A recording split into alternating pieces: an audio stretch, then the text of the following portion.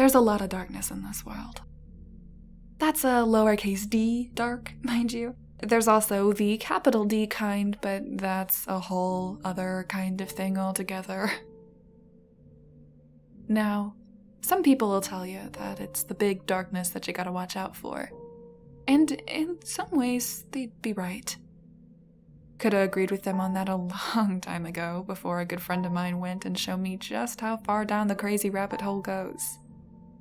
Demons, vampires, all of that monster madness BS. Turns out, it ain't quite as much malarkey as your rational mind would like to believe. That enormous darkness, well, that's biblical end-of-the-world type stuff. But the thing about that, it's obvious, you see? That kind of thing, any number of people stand up to fight it. It's basic human survival. That's why there's so many damned zombie uprising fantasies out there. Everybody wants to grab their shotgun and go get them some sweet hot action. Masturbatory is what that is.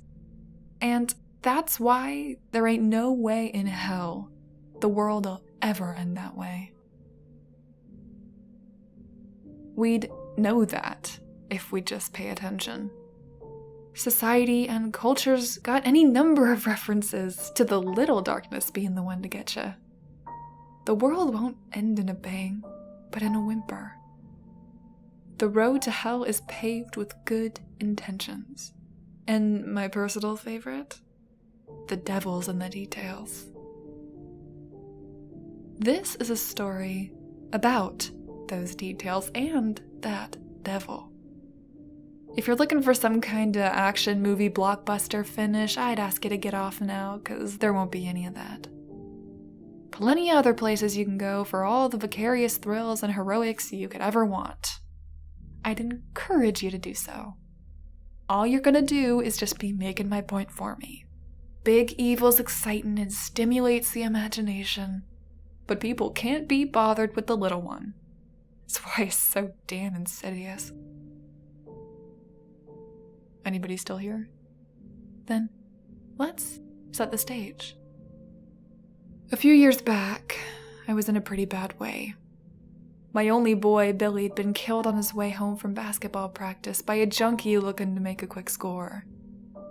I live outside of Philly, and such things still aren't unheard of, though they're a lot less common nowadays, thank God.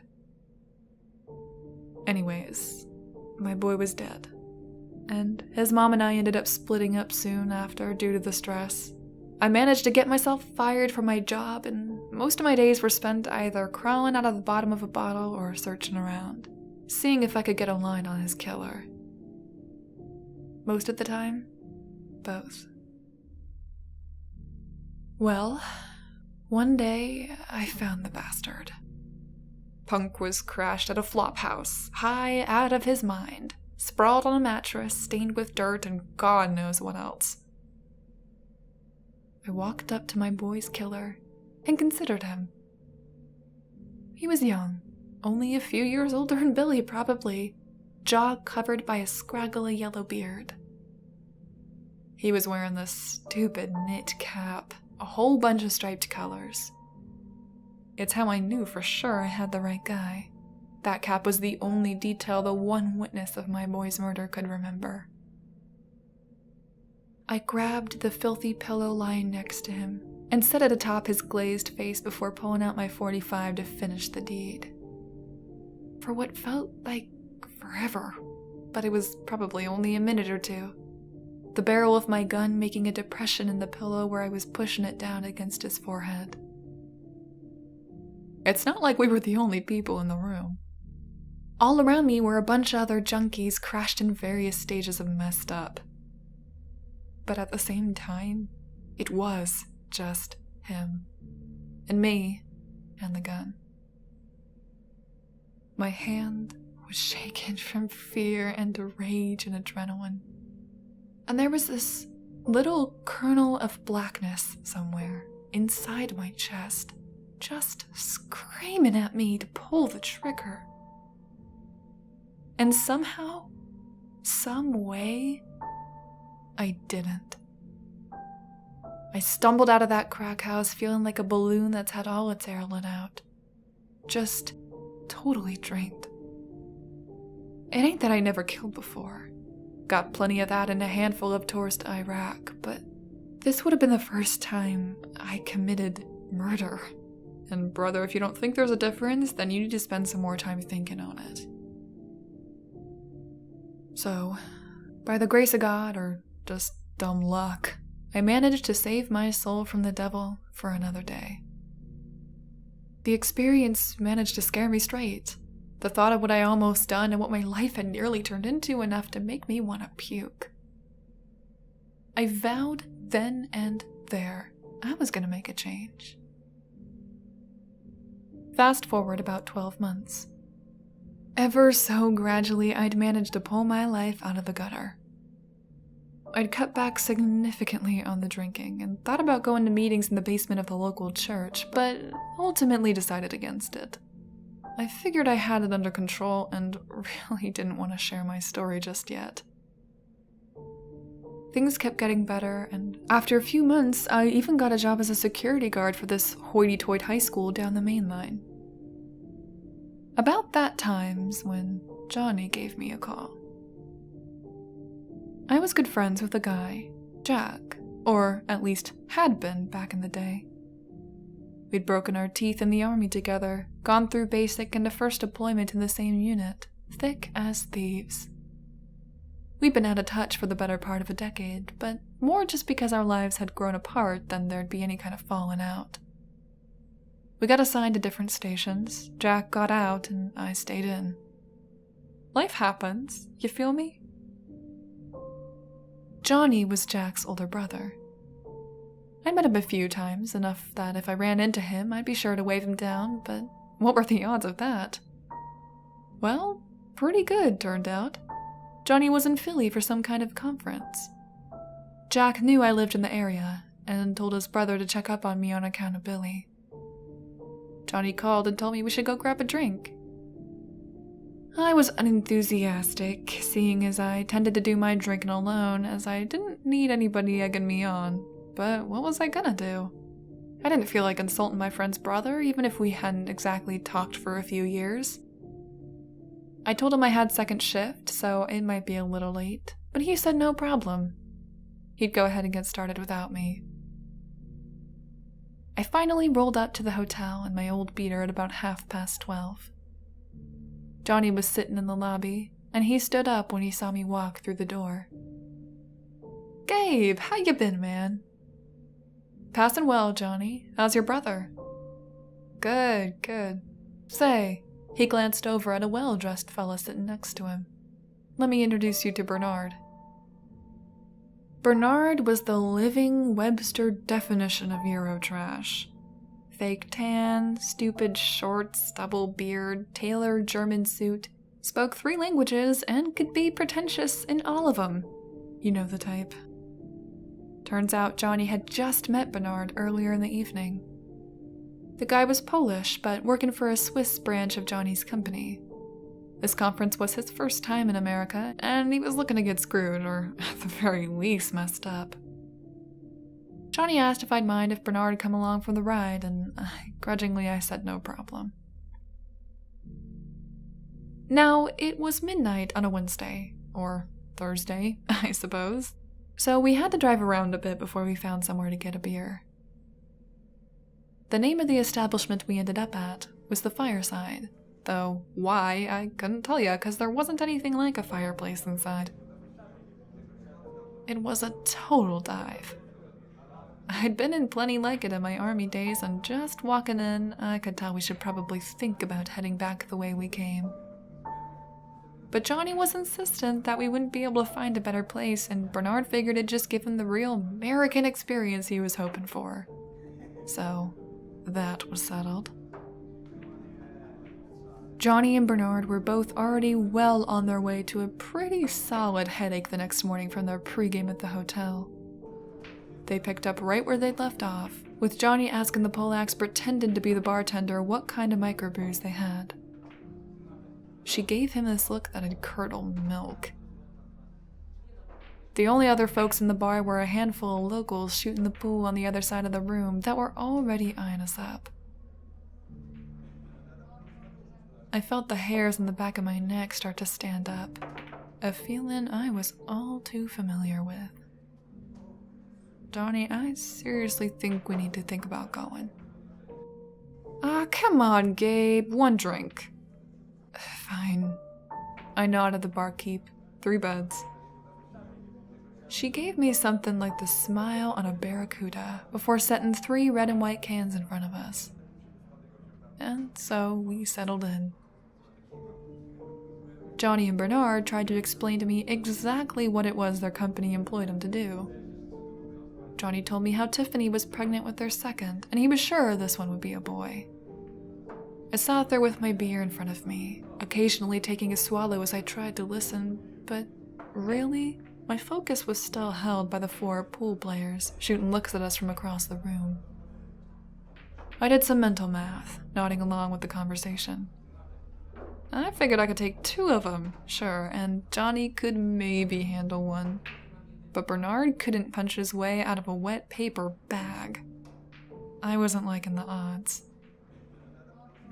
I started to interrupt Bernard, who was telling us all about his daily workout routine when one of the locals finally decided to make his way over. You foreign? He looked at Bernard, the smell of booze giving away the fact that he was well into it. From experience, I could tell he was looking for a fight. Bernard here is from Switzerland, Johnny said. Actually, Bernard slurred, I'm from Poland. Well, shoot, our new friend grinned maliciously. My wife's half Polish. Hey, asshole, he turned to Johnny. Why are you gonna say he's Swiss if he's a Polak? You can't go around disrespecting people like that. The booze had slowed down Johnny's normally quick wit. I mean, he works in Switzerland. No, it's alright, it's alright. The tough was smiling with his teeth. I gotcha. Hey, Bernard, was it? You want to come out back with me and have a cigarette? Bernard was on his slightly swaying feet immediately. Bernard, buddy. I looked at him. I think we need to get going. You guys have a conference in the morning. He rolled his eyes. Screw the conference, I'm going for a smoke. The local patted my shoulder. Yeah, friend, we're just going for a smoke. Won't be a minute.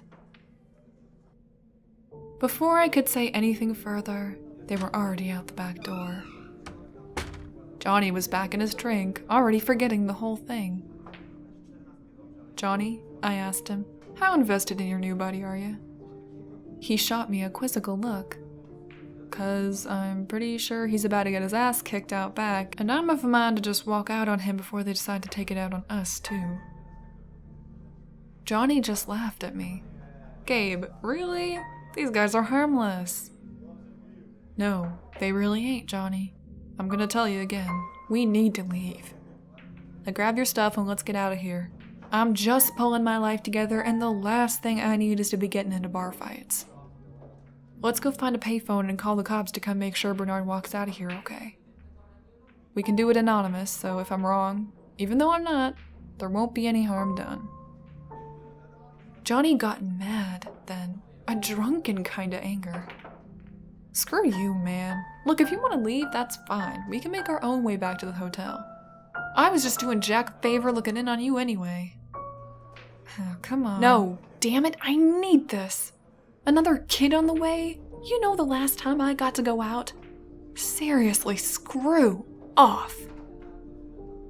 I opened my mouth to say something else, but then thought better of it. Words wouldn't change anything. I had work the next day, and damn it, I wasn't gonna screw up my teetering hold on a somewhat normal kind of life for a thankless drunk. An ass-kicking had served Johnny right. I stood up, tossed some bills on the bar, and walked out without a look back, even though I still had a bad feeling I couldn't quite shake. You'll remember this earlier. I said I'd save my soul for another day when I didn't sanction Bailey's killer. Little did I know, this would be the day. You see, I didn't end up calling the cops after I left. I thought about it, sure, but then decided that, nah, there's two of Johnny and Bernard. One of them will be in enough of one piece to help the other out after their thumpings. And like I said, it'd serve 'em right. Well, come to find out the next day that I'd be dead on about the ass-kicking. Didn't stop with the beating, though. The paper said it was a beer bottle across the head that finally killed Johnny. But he'd also been stabbed a dozen times, so who knows. I went into a bit of a depression for a while after. Fell off the wagon for a bit, almost lost my security job, though somehow I didn't. Skipped the funeral, didn't want to face Jack. He never called me, dunno if he ever even found out I was there. So, what's my point? We tend to think of the devil as some red-faced, horned mother, and after all I've seen, I'll admit the possibility of something like that maybe even exists. But that's the capital D darkness. The one that anybody would stand up to fight against. In terms of strict definition, Satan is just an adversary. Something you gotta struggle against.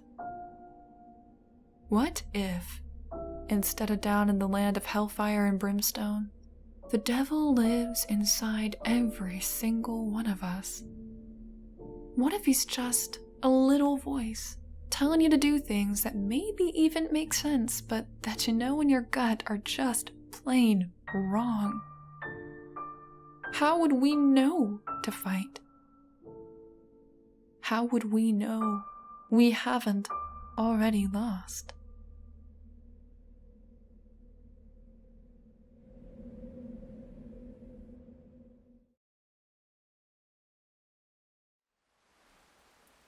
A huge thank you to all my poltergeists. Stephen Swiftbird, Shadow Blackhawk, Spirit Father, King Gallant, JTX31, Joker Smurf 3, Daniel O'Connell, Gary, Forever, Nathan Konirk, John, Twisted Skipster, Mark Zaban, Calderin, Alex Schaefer, and Benjamin Kroon. Your donations are much appreciated, so thank you from the bottom of my heart.